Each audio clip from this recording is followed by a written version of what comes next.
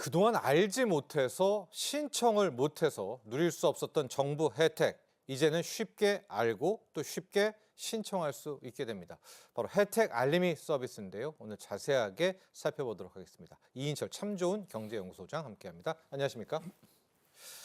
저도 이런 생각 많이 합니다. 혜택이 참 많은데 몰라서 또 기한 넘겨서 놓치는 경우가 많이 있거든요.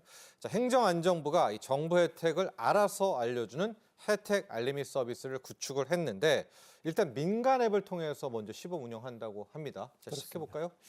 정부가 제공하는 이제 복지 관련한 혜택이 수십, 수백 가지가 네, 너무 많죠. 많은데 정작 본인이 신청하지 않으면 혜택을 받을 수가 없고요. 그리고 이게 중앙부처에서 하는 이제 여러 가지 서비스가 있고 각 지자체가 주는 게 따로 네. 있습니다. 그러다 보니까 일일이 본인이 찾아봐야 합니다. 또 찾았는데 신청 요건이 너무 복잡합니다. 네. 내 스스로 이게 내가 혜택 대상자인지 여부를 판단하기가 예. 상당히 어렵다라는 지적이 있어 왔는데 이렇게 이제 복지 사각지대가 발생하는 것을 막기 위해서 정부가 내가 받을 수 있는 혜택을 미리 알려주는 서비스, 말씀하셨던 것처럼 혜택 알림이 서비스를 시작하는데요.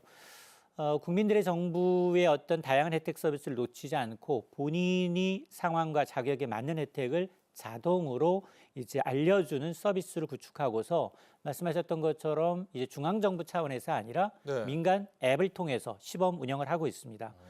제공되는 정보는 크게 네 가지입니다. 첫 번째가 청년 관련해서 꽤 많고요. 구직, 출산, 이사와 관련된 4개 분야에서 1,100여 개를 시작으로 해서 오는 2026년까지는 이 서비스 혜택 대상을 3,600여 개로 확대하겠다라는 방침인데요. 예를 들어서 이용자가 신생아 출생 신고를 했어요. 근데 우리는 전 국가 전산화가 돼 있기 때문에 네. 거기에는 주민등록부터 가족 관계 정보, 가족 수가 다 등록이 돼 있습니다. 예. 자, 이렇게 되면 이걸 활용해서 이 출생 축하금 지원 대상인지 여부를 알려주는 겁니다. 네. 또 하나가 이제 혜택 알림이 서비스가 그러면 이게 이제 중앙부처나 지자체에 가입을 해야 되나 이게 아니라 일단 이제 국민들이 쉽게 편리하게 접할 수 있는 민간 앱을 통해서 앱 서비스를 가입해서 이용할 수 있도록 하겠다라는 건데요. 처음에는 이제 기업은행과 신한은행, 은행입니다. 은행을 시작으로 해서 점차 네이버와 카카오뱅크와 같은 국민이 실제로 많이 사용하고 있는 민간 앱으로 서비스를 순차적으로 확대할 계획인데요. 네. 일단 이게 시작이 되면 정부 서비스에 대한 접근성이 좀 높아집니다. 이렇게 되면 복지 사각지대가 일부 해소될 수 있고요. 또 국민이 정부 혜택을 보다 쉽고 편리하게 누릴 수 있는 돕는 이제 역할을 할 것으로 기대가 되고 있습니다. 그렇습니다.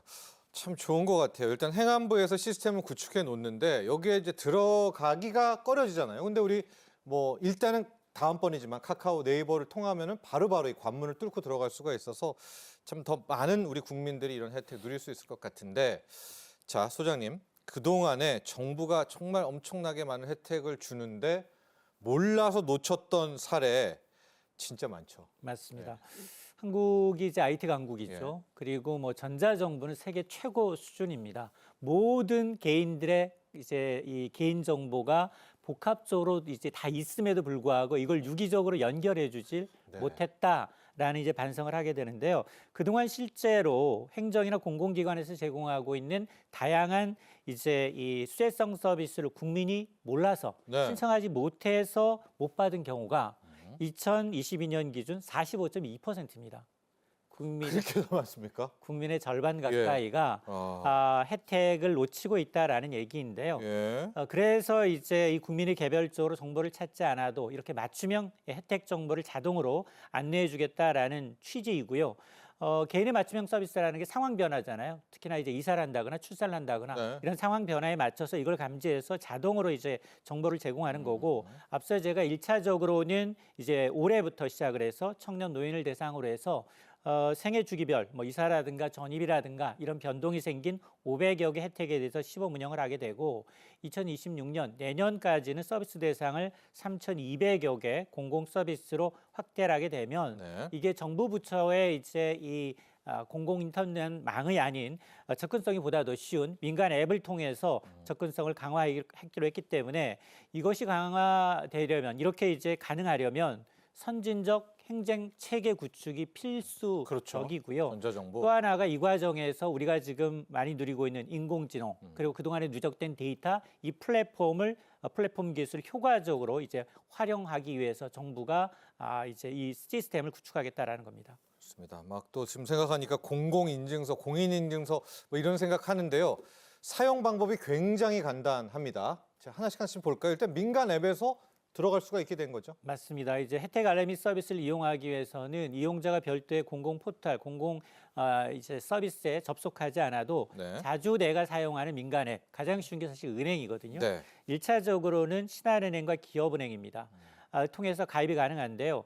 신한은행은 1월 13일을 시작으로 하고 있고요. 그리고 기업은행은 1월 24일부터 시작이 돼서 이 민간 은행 앱에 접속을 하시고 여기에 혜택 알림이라는 서비스를 선택한 이후에 카테고리. 가입 절차를 거치셔야 합니다. 네.